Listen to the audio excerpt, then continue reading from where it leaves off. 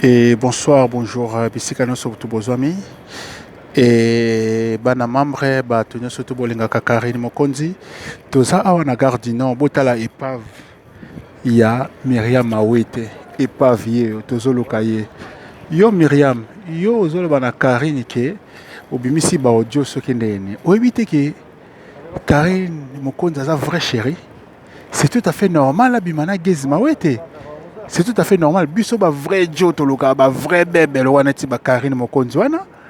Hein? Yo tellement jalousie qui ndo qui no kokufa na ngotala ndongo ze épave. Mon épave. Yo wana bo tala Myriam bana monde te épave. Ezali boso gare du Nord bana tout bola na monde te o teza gare du Nord hein. Gare du Nord ngoyo. Toza na gare du Nord ba onon bokoma poto te gare du Nord yango. Et Myriam nazopesa bino ba news asika oyo toyoki ope bat bamoni Myriam à part bato Karine tekaki ba photo ezobima est-ce que oyebi ke yo komo bima na Juvenal yo komi mwasi ya Juvenal omoni ba jara mibali na yo ba Juvenal o comprendre tika Karine calme aza vrai bébé vrai chéri Karine Mokonzi na Gezi Mawete a vrai joie Karine Mokonzi pas un vrai chéri.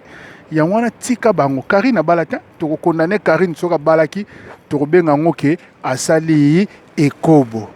Gezma o était soka balata, tu rebenga ngoke ekobo. Mais tant que Karine abalate, Gezma o pas balaté, c'est tout à fait normal babima la bango. Et si o wapi, et si o epa wapi. Hein?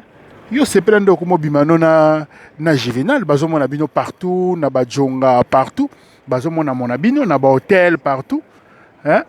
Bazomo na Myriam partout na Juvenal. Okomi no mosa Juvenal promesate. Tika Karine sa la vie na e mutema mabe osili sango sopio.